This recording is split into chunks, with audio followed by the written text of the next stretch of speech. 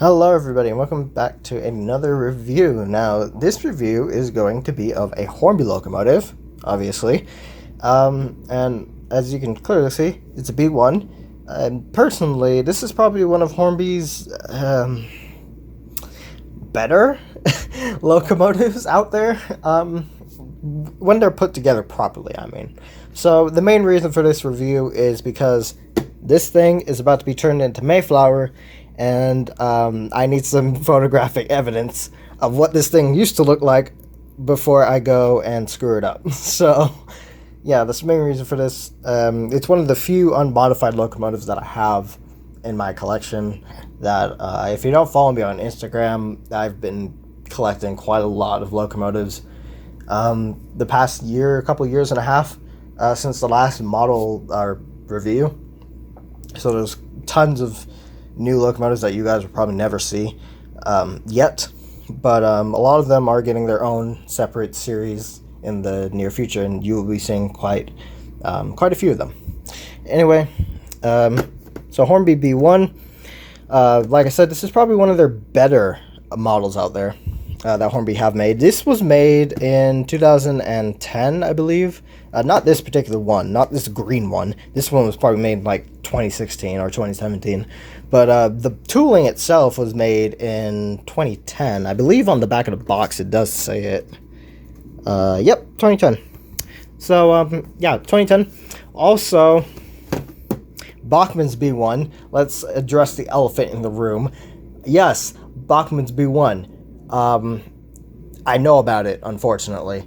And the recent edition of Bachmann's B1s, the upgraded chassis basically came out at the same time that the Hornby B1 came out at. So I don't know why, for whatever reason, Bachmann re-released it again after about, I want to say about a decade later. Why they did it, I have no idea. I thought it was dead. I'm actually kind of grateful that Bachmann didn't re-release the A4, because their A4, oh boy, their A4 is horrendous. Do not buy that. Do not buy a Bachmann A4. I don't care if you're on a budget, just don't buy it. Go buy the Hornby one instead. Same goes for this. Buy the Hornby B1. If you want a B1, don't buy the Bachmann B1. I repeat, do not buy the Bachmann B1. You will be severely disappointed. Buy this instead. So, price-wise, I got the second hand from Hatton's at £89, which ironically is what they were selling them at, brand new, a couple years ago. So I got this for £89. I have seen them go for more, especially this one. This one usually I've seen go for like 120, but £89 is a much better deal. So yeah, I think that's enough waffling, and yeah, let's just open up the box and take a look at the model. So as you can see, typical Hornby box, product code R3338, British Railways Class B1, 61310 is the running number. You can see it's in absolutely gorgeous apple green. So first things first is this thing likes to slide around.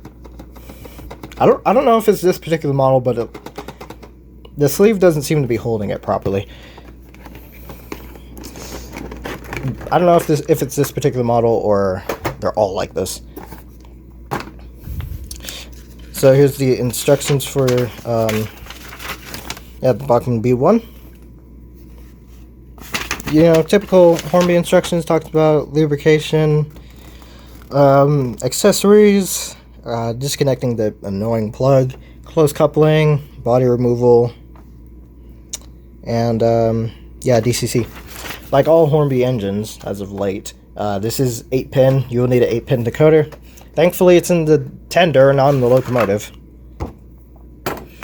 So, detail pack consists of a brake rigging, cylinder drain cocks, some vacuum pipes, steam pipes, steps, tension lock coupling that won't get used, and I think that's a screw-link coupling, which is great because the model, for whatever reason, as you'll see, doesn't have a screw-link coupling, and most B1s do.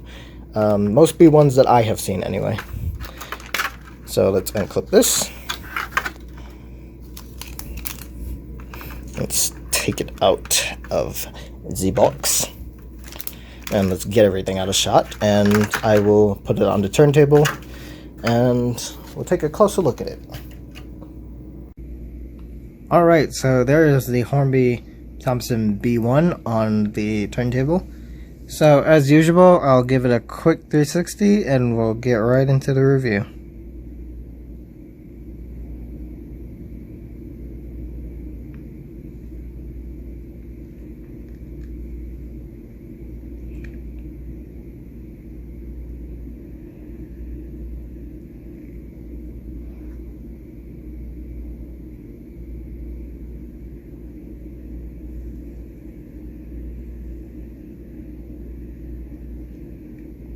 Alright, so starting at the front, we have our electric lamps right here on the front, and one at the very top right up there. You also have a separately fitted smoke box dart, as well as a lamp iron, and also lamp irons on each of the lamps as well.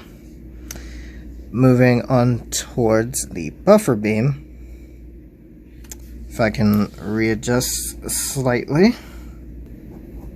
Moving on to the buffer beam, you have the locomotive number right here, as well as B1, the classification and number. You also have the chain, not the chain, the hook, but no screw-link coupling. That is included in the detail bag. For whatever reason, this particular B1 doesn't have a screw-link coupling pre-fitted. I think this was at a time when Hornby was becoming its more usual self and being lazy. So, yeah. But the screw-link coupling and detail bag, that's all you need to know. Hole for a vacuum pipe, sprung metal buffers, you can see. Sprung metal buffers, which is nice, of course. While we're down here, we might as well look at the lining on the cylinders. You can see the lining on the cylinders right here. There's also a builder's plate and a step.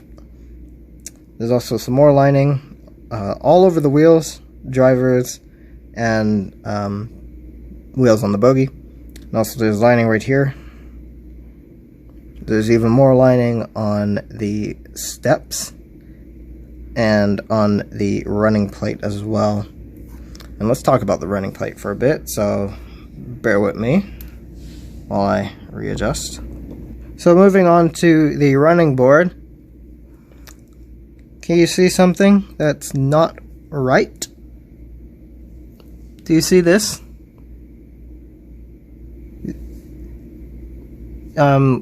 If you can't tell, it's warped. And you want to know why it's warped?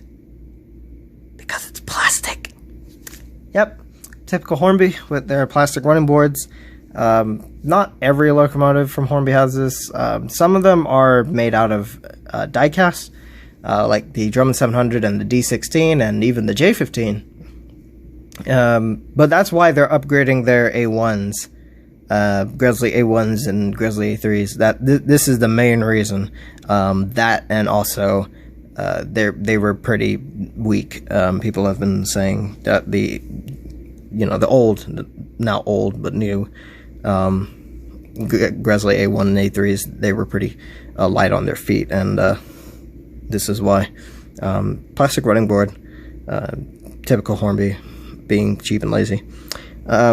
You also have a metal reverser rod right here. One of the few things that is metal on this locomotive. You also have all these little lubricator pots and stuff all over the running board. I'll move the locomotive closer. You can see the handrail going all along the boiler, and especially at the front. You have this pipe right here. These are all separately applied, by the way. You have the washout plugs on the boiler. And then the safety valves and whistle, I believe, are metal, but the whistle kind of does look plasticky. It might be electroplated. Anyway, Moving on to the other side of the locomotive is more or less the same. More lubricator pots, more washout plugs, handrail, more piping. And then right here, I don't know if you can see it, but like right here is the dynamo for the electric lamps. Or if you're British and you're watching this, which let's be honest, you probably are, this is what you would call a steam generator, but here in America we call this a dynamo. And I'm pretty sure they call it a dynamo in Australia too. I could be wrong though. Again, footstep, builder's plate, handrail right here, very teeny tiny handrail. More lining on the cylinders. The link motion and valve gear, it's pretty neat. It actually moves. This eccentric rod actually moves, which is not very common for Hornby locomotives in my opinion, but hey ho. Again, handrail, dome, chimney, snifter valve, all separately fitted. And then over here on the cab, if I can just zoom in, there we go. On the cab you have a handrail, you have some more lining, you have lining on the windows, along the window framing as well. You have a little separate window right here. I don't know if you can see that. Of course I'll get some pictures and tag them along at the end. But there's a little wind deflector thing right there. So that's separately fitted as well. You have your numbers right here. They are a little bit yellow, actually. They are way too yellow. Which is one of the main things that I'm going to fix when this gets renumbered to Mayflower, because Mayflower has cream colored numbering and lettering, and this is clearly yellow, so Hornby being Hornby as usual. You also have a very, very, very, very, very tiny builder's plate right there. The cab, we'll get to the cab in a minute, but you can see the detail. Detail is absolutely sublime. Again, some more lining down here and along the wheels. Let's move on to the tender. As you can see, the lining on the tender, it's very neat and crisp and clear. There's no blemishes of any sort, which is surprising because it's Hornby. Anyway, you have more lining down here, especially around the tender frames, which is really nice. I don't know if you can see that. I am trying my best, guys. And then you also have handrails on both ends of the tender. You also have your water filler up here. Again, I will try and alter the camera around ever so slightly. And then moving to the back of the tender. Again, more lining everywhere. More lining, you have more electric lamps, a lot of pipe work, which is separately applied. As you can see, I could poke it, which is probably not a good thing. Let's straighten that back out. Separately applied steps, and more electric lamps. All of this is separately applied, by the way. And then you have your coupling hook and sprung metal buffers, as you can see. Alright, moving to the top of the locomotive, or close as I possibly can get to the top. There's rivets all along the running board, the very plastic and warped running board, I need to mention. Rivets on all along. Don't know if you can see, but like I said, I'll get close-ups, close-up pictures. You can see the safety valve and whistle. Again, I think the safety valves are actually metal and the whistle is probably electroplated plastic. I could be wrong though. They could, all three of them, be metal. But also something I didn't mention is the window framing actually is painted, which is not very common in double O gauge, especially with LNR locomotives in my opinion. Going back to the tender, you have your coal load here. I don't think it's removable. I've tried.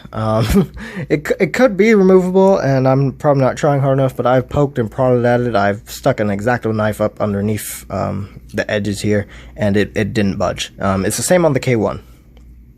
The B17's tender, it comes out. I don't know if this is a different design, which, I mean, it clearly is. It's got electric lamps at the back. Anyway, so yeah, it might be removable, it might not be, I don't know. I'm not gonna try poking at it anymore, but you can see like some extra detail like up here. You can see like the framing and stuff for the fenders. There is a roof hatch up here. It doesn't move. I can prove that because it's, as you can see, I'm moving it and it ain't going anywhere. It's permanently stuck. But yeah, that's that. Better look at the water filler cap. Actually, let's turn it around in Can we see that better? Yes, we can. So water filler cap, and then there's a very, very minute handrail right here, so be careful of that. But oh, you can actually see the cab. Again, I'll get a better picture of the cab. The cab detail is absolutely amazing. Probably one of the best Hornby cabs I've seen in quite a while. But yeah, that's the Thompson B1 from Hornby. So we've looked at the detail. Now let's take a look at how it runs. Alright, so here we have the Hornby Thompson B1 on our little bit of test track here. In terms of mechanism, if you're one of those people that cares about it, I don't understand you people, but 5-pole motor, all brass bearings, tender pickups. Pretty straightforward, typical Hornby mechanism. Yeah, so let's just power it up and give it some juice. I can say this locomotive is a little weird. This one, I don't understand it. It's when I first got it, it was slow, and then it sped up, and then it slowed down, and then it sped up again, and now it's at a consistent rate. So it might be something to do with the motor. I wouldn't be surprised, considering all the problems that a lot of people have been having with Hornby motors lately, with the B12, the S15, the Q6. I wouldn't be surprised if the B1 is one of them as well. But anyway, let's power it up. Oh, it's in reverse.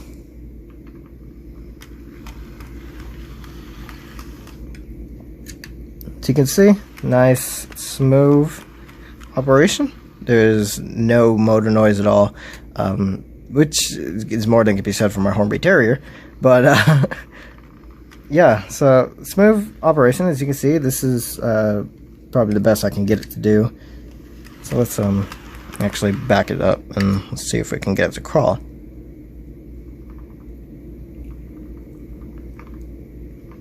As you can see, it's not very good. Yeah, it's pretty bad. Well, it was better. Let's give it a nudge. It's not very good. Could be better, but not very good. So I'll run it by at 50%.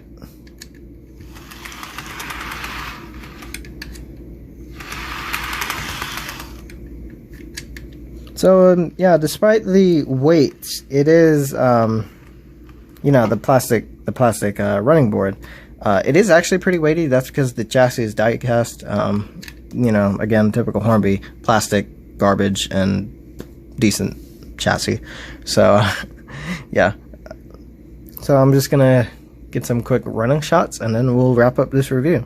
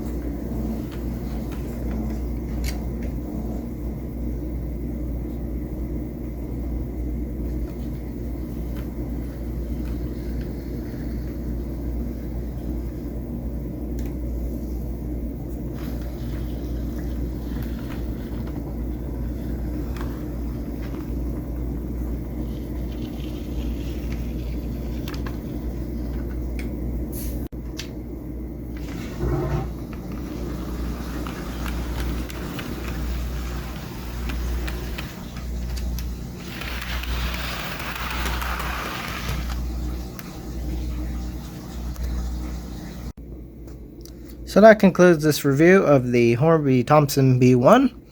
So despite my ranting at times and bashing it essentially into the ground, I think it's a pretty decent model. I do wish Hornby brought it back, but even though if they did bring it back, it would be hella expensive.